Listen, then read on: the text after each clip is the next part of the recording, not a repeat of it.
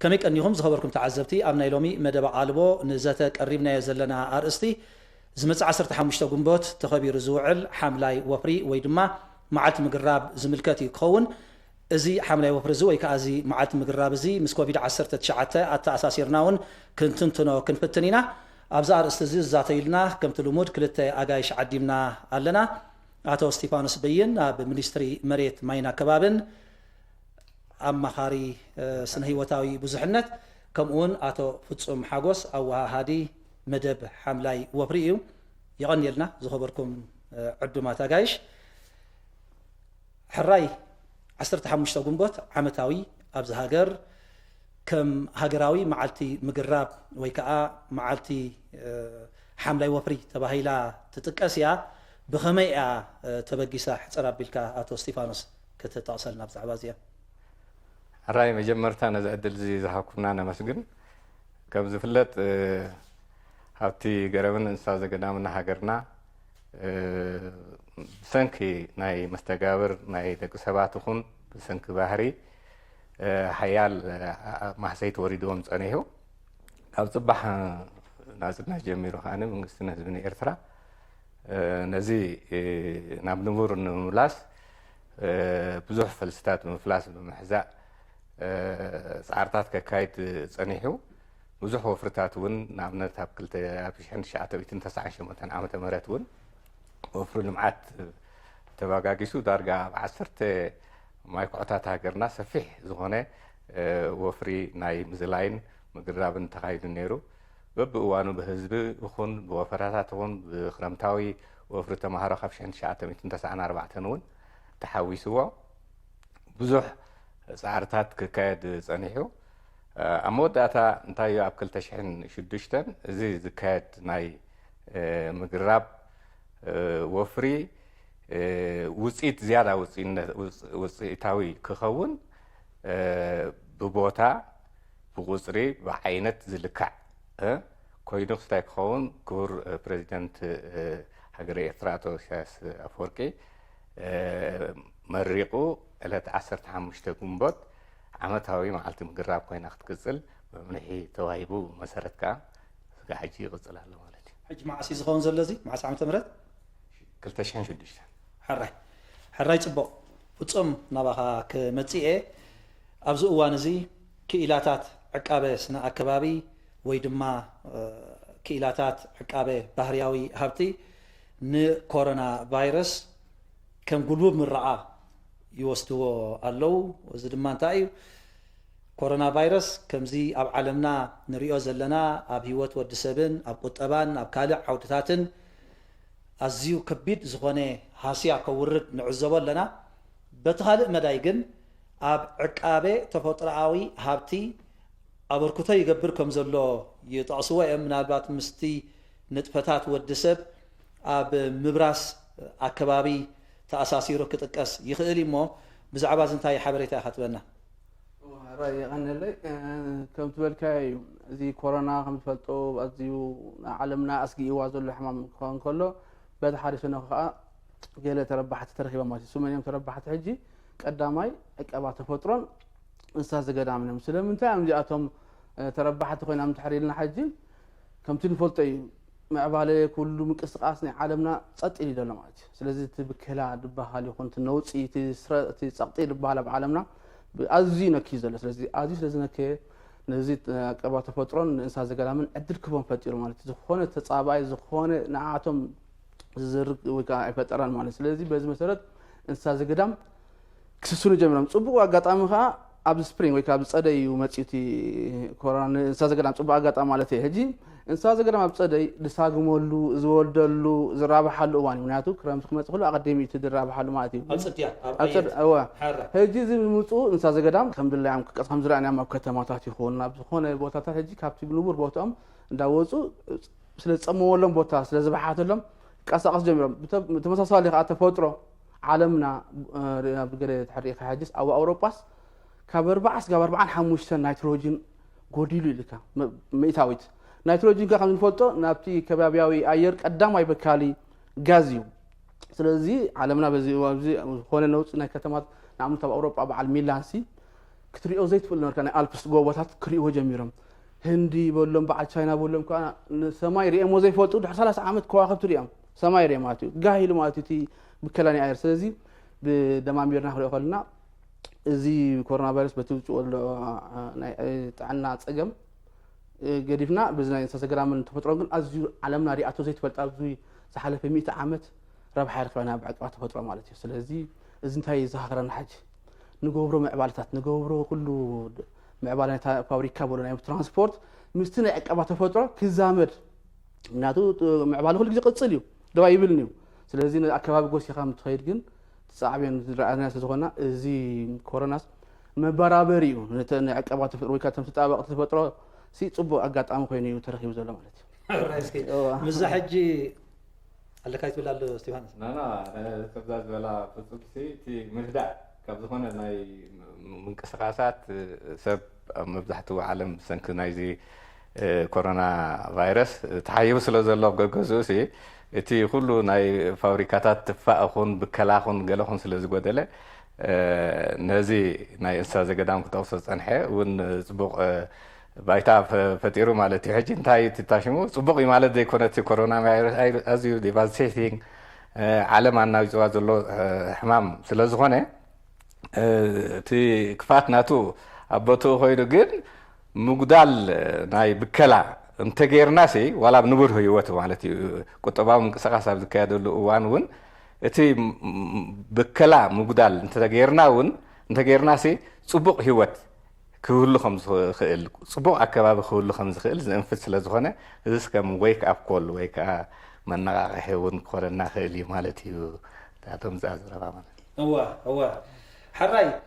እስከ ፍጹም ክኢላ ናይ ስነ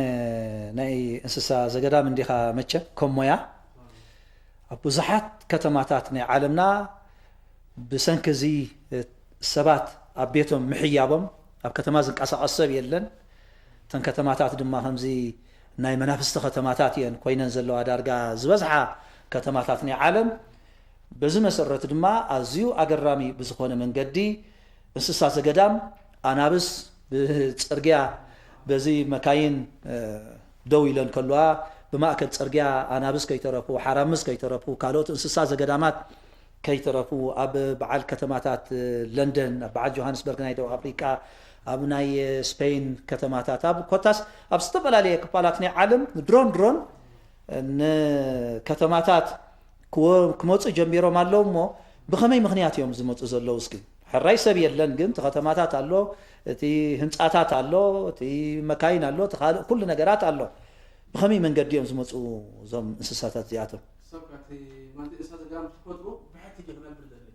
ዝኾነ ለውጢ ኣይፃበ ምክንያቱ ተፈጥሮ ቀደም ክልያ ከለና ደቂ ወዲ ሰብ ከይሳተፈ ከለሲ ፀጥ ብለታ ነራ ማለት እዩ ሕጂ እዞም እንስሳ ዘገዳም ከዓ ናይ ሕጊ ተፈጥሮ ኣኽቢሮም ዝኸዱ እዮም ማለት እዩ ንሕና ደቂ ሰባት ግን እቲ ምትእታው ሰብ ፀናሎም ተማዛቢሎም ፀኒሖም ማለት እዩ ሕጂ እንታይ ደርእየና ተልካኒ እቲ ናይ እንስሳ ዘገዳም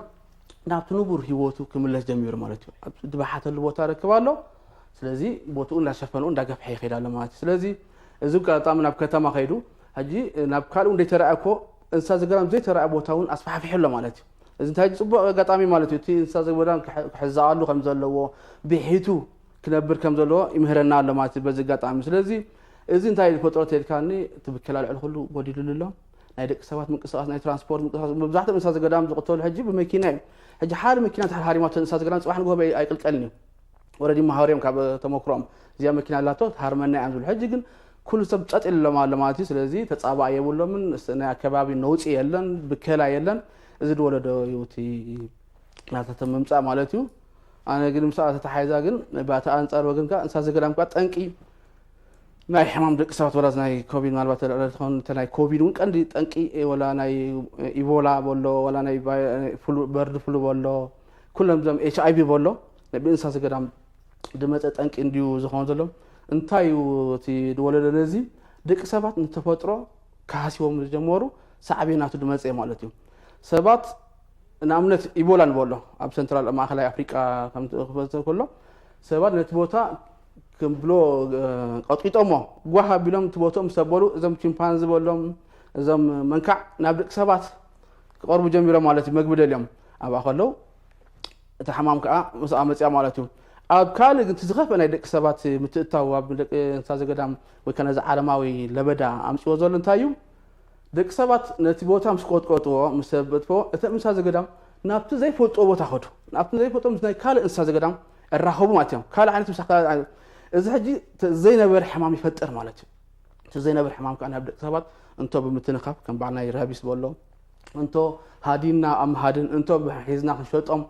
ድምፀና ፀገም ስለዚ ደማሚርና ክንሪኦ ከለና ደቂ ሰባት ንተፈጥሮ ዝግብኦ ኣቃልቦ ወይ ከዓ ዝግብኦ ኣተሓዛ ካብ ዘይምግባር ብኻልእ ኣዛርባት ደቂ ሰባት ምስ ተፈጥሮ ስለተራፀሙ እዩ ሳዕቤን እዚ ኩሉ ለበዳ ኣብ ዓለም ዝመፅእ ብሕጂ እውን ዓለምና ካልእ እውን ክመፅእ ክእል ሕጂ እንተ ደኣ ነዚ ኣተሓዛ ተፈጥሮ ወይ ከዓ ኣተሓዛ እንስሳ ተደማዓቢልና እያ ዝግብኦ ተደሂብናዮም በጀካ ኮቪድ እውን ኣይበሎም በር ካልእ ዓመት ሕማም ድሕሪ ግዜ ክንርኢ ንኽእል ኢና حراي سلازي كوفيد 19 متي زلو ولا كو عنوت زورد تخونسي كمتي يا قديمو ستيفانوس ز تقوسو متنقعتاون زهبيو نافتي نطفتات ودسب اب زكايدل اوان نتفطرو وي كان عقبا بهريا وهابتون اب قمت كاتو خمزلو حبريتا وي كان متنقعتا زهابي مخانيم ز تقوسو زلو حراياتو ستيفانوس نابها خمتي مقراب يكون كالئ بحفش وسنه هيوتاو بزحنت كنبلو وتسنه هيوتاو بزحنت اب مس كلمه وعي قطاو زخونه متاسسار الله كلمه زي بز سنه هيوتاو بزحنت بزغبا انت تعقبو ات كلماوي وعي رجوك خون يخل انت دا بومتن برسات اغاطيمو خا ات كلماوي وعي እናገደደ ይኸይድ مخانو يتقاسيمو بزعبا زي انتاي تبلنا اتو ستيفانوس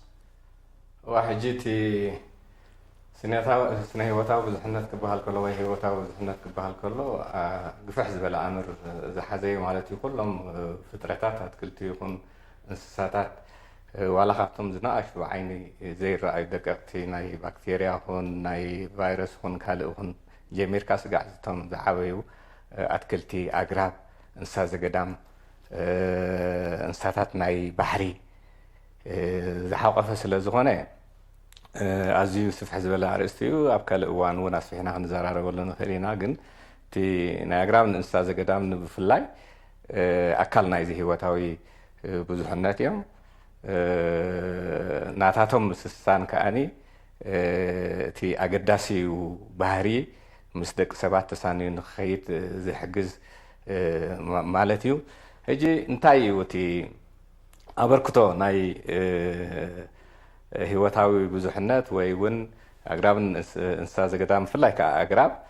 أب مرقع كلمة ويتوعي كبابنا نمهلا وانتهي حكوزون زول حتى نمبرز أكل انتايو علمنا بتفعل على سبب صرحات ويمسمع بعلة أساسره بكلا بزيحو مالتي بسنك زي بكلا أنا بكلا عير تبكيلو مقات عالمنا خا وسيخو مقات عالمنا بموسى كأني زيرو مزبال كلمة أسعيه مالتي هجينا أمنات كاب كرمي اندسترياوي سورة كاب زنبرة أبزي حج أوان لألي 0.8 ويكباب حادة ديجري سنتيغريد مقاط عالمنا وسيخ كوسك كله خاني برد اب زنورا كمرا بردات مكو يرأي وحريك وسخ يرأي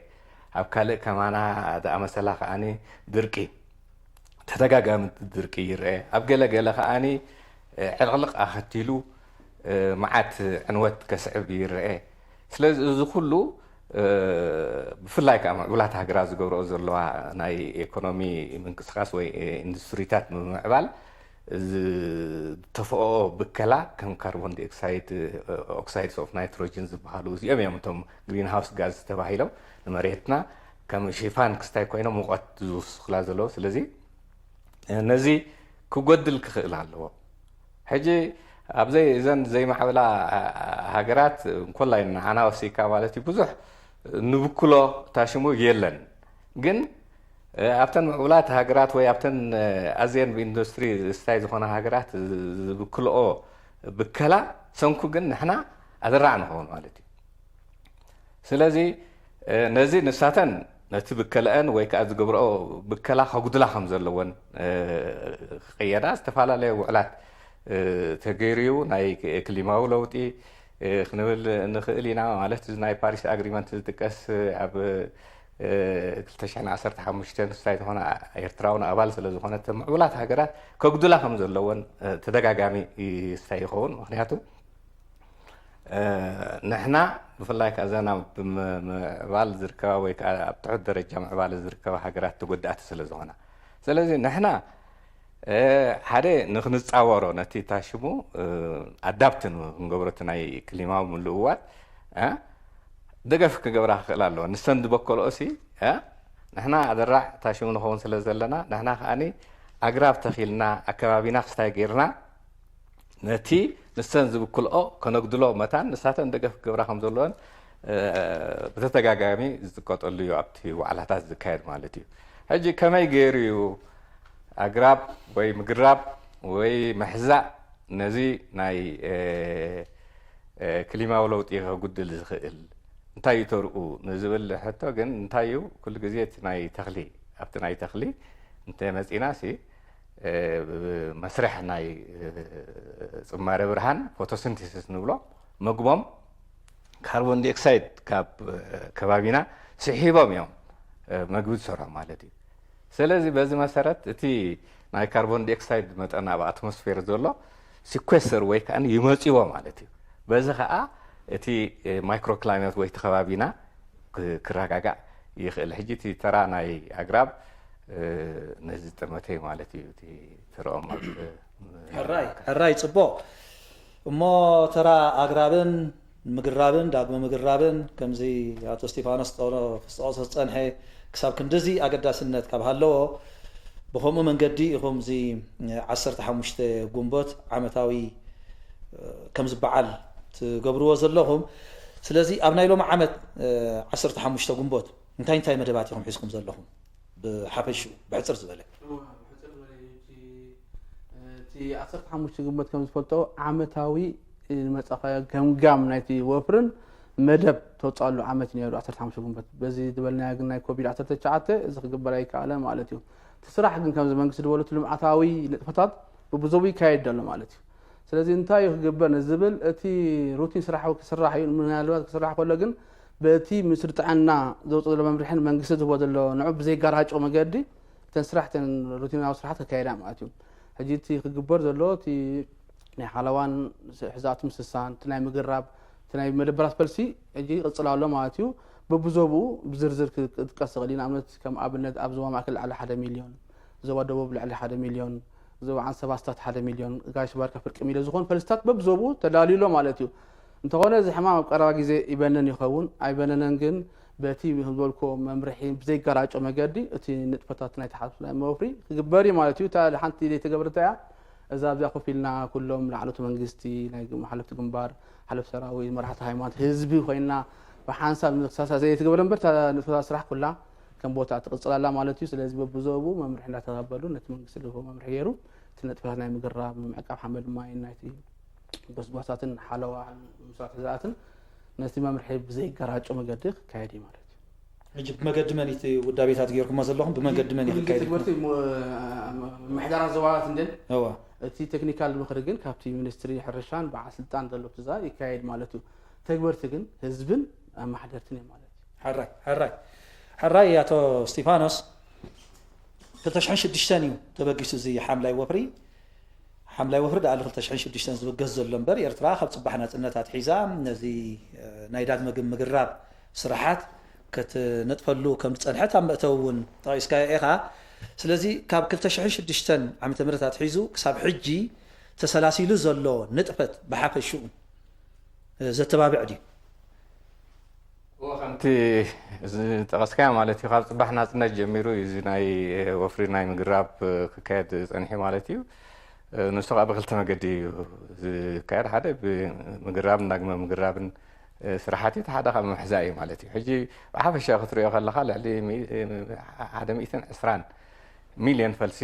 ፈሊሲ እዩ ተተኺሉ ዘሎ ማለት እዩ ሕጂ እቲ ዝተገብረ ገምጋም ልዕሊ 50,000 ሄክታር ዝኸውን ቀላጥ መሬት قريب له مالتي لعلي 380 شح هكتار زخون كأني تحازي له مالتي بهاجراو حزاتي يخون ولا وعداو حزاتي سلازي إذا كله عزيز تبابع يو برجز بفلاي كأنتي ناي محزاء زملكت بزحو سيت تراخو ليو سلامنتاي تباهيلو تي عبيت ناي تتقلي يخون ولا بحرياو بوقلي أبوتو يو تاشمو تطع مالت نحر حزينا ياسي قلطيفو ابتحامز زولو بتسيد بانك زولو زرئي تقوريص سورات زينا قصت زلا قرب እንደገና ዳግም ንምጥጣዕ ፍረ እንድሕሪ ፍርያ ተበቲኑ ክሳይ ከብር እንድሕሪ ካብ ምንኽኻ ናይ ደቂ ሰባት ይኹን ወይ እውን ናይ እንስሳ ዘቤት እንድሕር ነፃ ጌርካዮ ቀልጢፉ ናይ ምጥጣዕ ወይ ከዓ ናይ ምልማዕ ተኽእሎ ስለ ዘለዎ ኣብ ምምሕዛእ ዝያዳ ውፅኢታዊ ይኸውን ንሱ ጥራይ ኣይኮነን ናይ ክሊማዊ ለውጢ ክንብል ፀኒሕና ተደጋጋሚ ድርቂ ኣሎ ንብል ኣለና ሕጂ ነዚ ዝፃወር ከኣነይቲ ባህርያዊ ኣግራብ ባህርያዊ በቕሉ ስለ ዝኾነ ንዕኡ ዝያዳ ንምትብባዕ እዚ ናይ ሕዛእቲ ኣዝዩ ኣገዳሲ ኮይኑ ተረኺቡ ኣሎ በቲ ካልእ ወገን ከኣነይቲ ናይ ኩሉ ቀላጥ ቦታታት ሓዚእካ እውን ባዕሉ ክለምዕ ማለት እውን ዝካል ኣይኮነን ምክንያቱ ከምቲ ቅድም ኢለ ዝጠቐስክዎ መሬት ዳግም ክስስን እንተደኣ ኮይኑ ወይ ዘርኢ ናይ ተኽሊ ናይ ሳዕሪ ኹን ናይ ጠጥዒታት ካልእ ኣትክልቲ ኹን ናይ ኣግራብ ኹን ኣብቲ ሓመድ ክህሉ ክእል ኣሎ ሓደ ወይ ከኣኒ ሓደ ሓደ ማዘር ትሪስ ንብሎን ከም ኣደ ገረብ ኮይነን ከገልግላ ዝኽእላ መሆኒ ፍሪአን ተዘርጊሑ ዳግም ክበቁል ዝኽእል እንተልየን ሕልፍ ሕልፍ ዝበላ ካልእ እውን ፅቡቕ ዳግም እንደገና እንዳበተንካ ዘሪእካ ክስታይ ከተብለሉ ዘይትኽእል እንተደኣ ኮንካ ዝኾነ ቀላጥ ቦታ ስቂልካ ጥራይ ሓዚካ ባህሉ ክትስስን ኣይክእልኒ ስለዚ ነዚ ኣብ ግምት ብምእታው ፈልስታት ከምዚ ፍፁም ዝጠቕሶ ዝተፈላለዩ ዓይነት ፈልስታት እንዳፍለስካ ዛላታት እንዳዛሌኻ ብህዝቢ ብተምሃሮ ብውልቀ ሰብ ብትካላት ብምሕዳራት ብኩሉ ወፈራታት እንዳተኻየደ ክትከል ፀኒሑ ከም ዝጠቐስኮ ከዓኒ ብዙሕ ቦታታት ቀላጥ ቦታታት ተሸፊኑ ማለት እዩ ምናልባሽ ግን ኣብዚ ሕጂ እቲ ውፅኢቱ ከመይ እዩ ንዝብል ንሕና ስጋ ሕጂ ዝተገብረ ስራሓት ሕማቕ እዩ ክትብሎ ኣይትኽእልኒኻ ብዙሕ ቀላጥ ቦታታት ዳግም ገሪቡ ክርአ ከሎ ዋላ ካብዚ ከይረሓቕና እዚ ናይ ከባቢ ምባድርሆ እዚ ናይ ከባቢ ተኮር ክትሪኦ ከለካ በዚ እውን እዚ ናይ ንዝግብ ገለ ክትሪኦ ከለካ ቀሊል ክስታይ ኣይኮነን ቀላጥ ቦታ ዝነበረ ታሽሙ ግን ምናልባሽ እቲ ዝትከል ኣግራብ ወይ እውን ዝተገርቦ ዘለና ብዓይኒ ኣከባቢ ተፀዋርነቱ ከመይ ዝንቕ ባህርያዊ ፈልሲ ዝትከልኒ ናይ ደገ ወይ ከዓ እቶም ኤግዞቲክ ንብሎም ከመይ ኣሎ እንተደኣ ኢልካ ብዙሕ ኣብዚ ስራሓሉ እኳ ተፀንሐ ንምዝና ብዙሕ ተዓዊትና ክንብል ኣይንኽእል ኢና ምክንያቱ ልዕሊ 70 ሚታዊት ናይቲ ዝፈልስ ፈልሲ ይኹን ናይቲ ዝትከል ኣግራብ ይኹን ብናይ ደገ ከም በዓል ቀላሚጦስ ዝተዓብለለ እዩ ማለት እዩ ስለዚ ነዚ ክጎድል ክኽእል ኣለዎ ምክንያቱ እቲ ተፃዋርነት ንዝኾነ ንድርቂ ይኹን ንካልእ ይኹን ዋላ እታ ንእሽተይ ደቃቕ ትመስል ገረብ ከም በዓል ጭዓ ዋላ ሰራው ወላሲ ንሳ ትሕሸና ኣብ መወዳእታ ኣከባቢ ጥዑይ ኣከባቢ ክህልወና እንተደኣ ኮይኑ ድርቂ ተፃዊራ ክስታይ ግን እቲ እውን ኣይተኸል ኣይገረብ ማለት ዘይኮነስ ቦታ ፈሊኻ ኣየናይ በቲ ናይ ደገ ከም በዓል ቀላሚጦስ እንተክል ኣየናይ ከቲ ባህርያዊ ኣግራብ ሳይ ንገብር ፈሊና ግቡእ እንድሕር ታሽሙ ኮይንና ኣብዚ ክንዕወት ንኽእል ኢና ንሱ ጥራይ ኣይኮነን ሓደ ገረብ ዝግርብ ወይ ከዓ ንፅቡቕ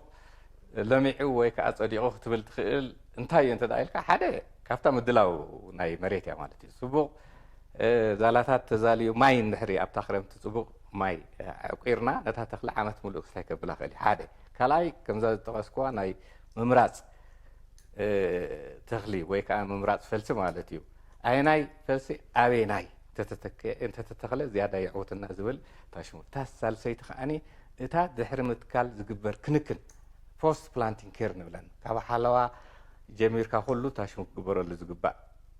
ማለት እዩ ምክንያቱ ካብ ጥሪት ምትእትታዊ ኹን ታሽሙ ምባል ካብ ሰብ ምቑራፅ ኹን ገለ ኹን ዓቂብካ ብግቡእ እንድሕሪ ታሽሙ ጌርካዮ ክለምዕ ክእል እዩ ግን ሕጂ እንታይ ኣብ ገለገለ ታሽሙ ወጅሃላታት ኣይረአን ማለት ኣይኮነን እቲ ዝትከል ፈልሲ ቀሊል ኣይኮነን ከም ዝጠቐስኮ ልዕሊ 120 ሚልዮን ፈልሲ እዩ ግን እቲ ገሪቡ ዘሎ ከዓኒ ከምቲ ንደልዮ ኣይኮነን ዳርጋ ካብቲ ንሕና ንሓስቦ 18 ሚእታዊት ኣይሽፍን እዩ ዘሎ ስጋ ሕጂ ስለዚ እዚ ስፍሕ ዝበለ ታሽሙ ጌርና ህዝቢ ተሳታፍነት ናይ ህዝቢ ኣዕዚዝና ዝያዳ ንሕርክስታይ ጌርና ኣብ ንቡር ዘይመለሰሉ ምክንያት የለን ዝብር ሕጂ እዚ ናይ ቀላሚጦስ ተምፅኦ ፀኒሕካ እንዲኻ ክሓስቦን ፀኒሐ ኣነ ቀላሚጦስ ኣከራኻሪ ገረብ ተባሂሉ ይጥቀስ እዩ በቲ ሓደ ወገን ቀልጢፉ ድራይ ማተር ስለ ዝህበካ ወይ ድማ ኣብ ኣገልግሎት ስለ ዝውዕል ሓረስቶት ይመርፅዎ እዮም ወላ ሚኒስትር ሕርሻ እውን ተዘርእዎ ኢኹም በቲ ካልእ ወገን ድማ ስሱዕ ገረብ እናተባህለ እውን ይጥቀስ እዩ ኣብ ከባቢኡ ዘሎ ማይ ብብዝሒ ዝወስድ ብምዃኑ ንድርቂ ዘቃልዓካ እውን እዩ እዚ ከምዚ ዓይነት ሙጉት ዋላ ኣብ ሃገርና ንነዊሕ ዓመታት ቀፂሉ ክነሱ ስለምንታይ ክሳብ ሕጂ ቀላሚጦስ ብዓብላሊ ቁፅሪ ዝትከል ዘሎሞ ነዚ ንምጉዳልሲ ስለምንታይ እቲ ሚኒስትር ሕርሻ ድዩ ወላ እቲ ሚኒስትር መሬት ማይና ከባብን ድዩ ስለምንታይ እዮም ግብራዊ ዝኾነ ስጉምትታት ዘይወሰዱ ዘለዉ እንታይ መስለካ እቲ ቀንዲ ታሽሙ እቲ ህዝቢ ወይ ካ ተጠቀማይ ወይ ተሓረስታይ እንድዩ እቲ ኣብቲ ባይታ እቲ ጥቕሙ ናይቲ ገረብ ዝያዳ ዝፈልጦ ሕጂ እንታይ እዩ ቀላጥ ቦታ ኣሎ ክትግርብ ትደሊ ምርጫ ናይ ሓረስታይ እንታይ እንተዳኢልካ ቀልጢፉ ዝበፅሓሉ ምክንያቱ እቲ ሮቴሽን ወይ ከዓኒ ተተኺሉ ኣብ ምቑራፅ ዝበፅሓሉ ግዜ ናይ ቀላሚጦስ ኣዝዩ ሓፂር እዩ ማለት እዩ ካብ 15 ስጋዕ ካብ 7 ዓመት ጀሚርካ ከማን ተቐጢን ትራበ ገለ ታሳይ ስጋዕ 25 ዓመት ዝኸይድ ታሽሙ እዩ ሕጂ ቀልጢፉ ስለዚ ዝበፅሓሉ እሞ ነቲ ዘሎ ፀገማት ናይ ዕንጨይቲ ንመንደዲ ዘቤታዊ ሃልኪ እኹን ዋላ ንካልእ ንመሸጣ እቲ ቀላሚጦስ ቀልጢፉ ስለ ዝበፅሓሉ ንዑ መርፅ ማለት እዩ እቲ ሓረስታይ እዚ ግን ቀልጢፉ በፅሕ ማለት እንታይ ማለት እዩ ሓንቲ ተኽሊ ቀልጢፍ ዓብያ ክትብል እንተደኣ ኮንካ ብዙሕ ኒውትሪየንት ክስሕብ ኣለዋ ማዕድናት ካብ መሬት ብዙሕ ማይ ክትወስድ ኣለዋ ስለዚ እቲ ዕብየት ናይቲ ተኽሊ ወይ ናይቲ ገረብ እቲ ባዮማስ ንብሎ ብቐጥታ ተዛማድነት ኣለዎ ምስቲ ማይ ዝስሕቦን ምስቲ ኒውትሪየንት ማዕድናት ዝስሕቦን ማለት እዩ ስለዚ ብዙሕ ማይ ይወስድ ቀላሚጦስ ቀልጢፉ ካ ይዓቢ እቶም ሓረስቶት ከዓ ቀልጢፎም ቆሪፆም ክጥቀሙሉ ይደልዩ ብዓይኒ ታሽሙ ክትሪኦ ከለካ ግን ሃሲ ኣለዎ ምክንያቱ ብዙሕ ኣፍላጋት ዝነበሩ ደሪቆም ትሪኦም ሕጂ ንኣብነት ሓደ እቲ ድርቂ ቀንዱ ዘምፅኦ ክስታያት ክኸውን ይኽእል ካልኣይ ከዓ ኣብተን ሩባታት እንተሪእና ከበሳ ኣብተን ሩባታት ቀላሚጦስ ኢኻ ትርኢ ቀላሚጦስ ከዓ ብዙሕ ማይ ይስሕብ ኣሎ ስለዚ ኣብ ገለገሊኡ ፅቡቅ ሸኻታት ዝነበረ ሩባታት ገምገም ሩባታት ልሙዕ ዝነበረ ነቂፁ ትሪኦ ስለዚ ንሕና እንታይ እቲ ክኸውን ዘለዎ ክትመርፆ ክትክእል ኣለካ ሓደ ቀልጢፉ ክሽፈነልና ንደሊ ኣለና ካልኣይ ነገር ከዓ ብዙሕ ማይ ክስሕበልና ኣይንደልን ስለዚ ዝንቕ ታቅድም ዓንተ ወይ እውን ጠቐስኳ ዝንቕ እቲ ናይ ኣውሌ ሰራው ጫዓ ይኹን ካልእ ይኹን ምስቲ ናይ ቀላሚጦስ ይኹን ካልእ ኣኬሻ ናይ ደገ ስታያት ይኹን ገለ ኣዛኒእካ ክትተኽሎ ብዝከኣል መጠን ከዓኒ እቲ ምዝናቕ ብመስመር ክኸውን ይኽእል ብብሎክ ክኸውን ይኽእል ሓደ ፈልሲ ድሕሪ ሓደ ፈልሲ ክኸውን ይኽእል ከምኡ ኣዛኒቕና እንድሕር ጌርናዮ ኣነ ጥዑይ ኣከባቢ ክህልወና ይኽእል እዩ ዝብር ርእቶ ኣለኒ ፍፁም ካትወስኽ ኣብቲ ቀዳመይቲ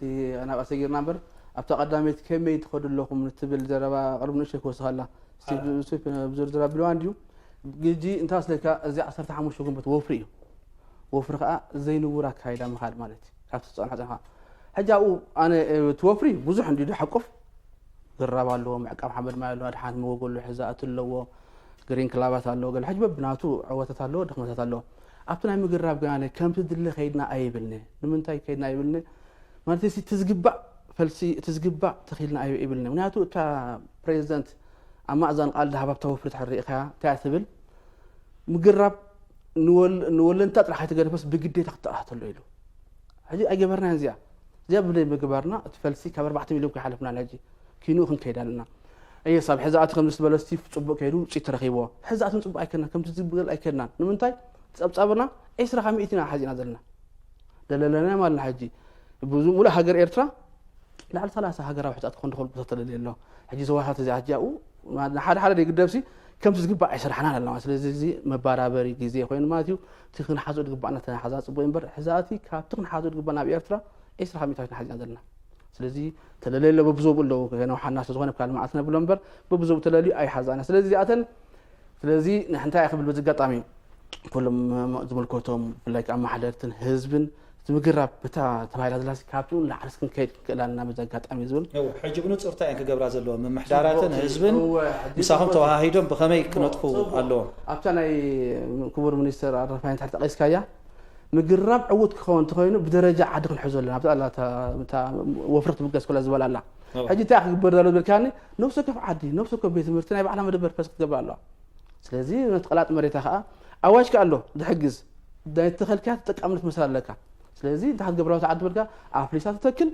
نايز تخلو تانا تاي جنزو كوي انفستمنتي مالتيو إزيان تحري لبتانا يحفش أو زرابات هنا أبتنا كلام جسم تسخون كاجن سيف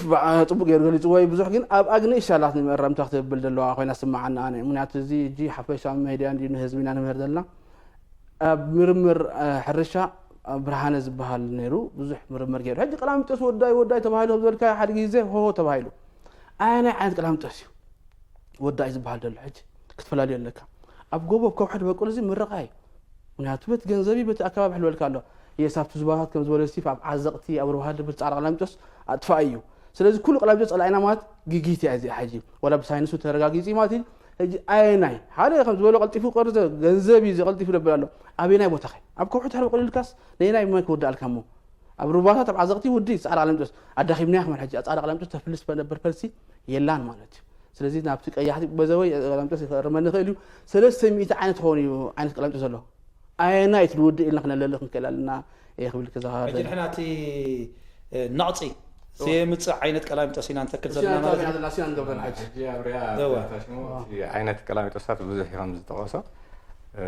قالي ون ما من تطرع يكون أنت حتى وي ون بزح تشمو وسي على لو فاتي توكسيك إفكت زلوا مرزا من نت تشمو زنزع تشمو له حجي زي أبي إرتران تخلو زلنا بزح كاو نزع زخنايو خنبل نخلينا جن هجي تايو قالي غرب أب جوبتات وزح جغجغ زي بلو وزعب كلاميتوس الله خمس غيح كلاميتوس كاليتوس كلادو كاليكس نولا إذا هجي تريا خلها نال باش أبتع بيت تاشمو ما يدلن مالتها يكون نيترين تايدلن مالتها يكون أبتع بيت جن تايخون كمتي أبتي ما يزولو لمع بوتا تتخلى كم أيكون تقلت فيه حبي تغيخا قصيلو استيبل حج انتاي يا بوتا تلانديز بوتا خنفلخن كلالنا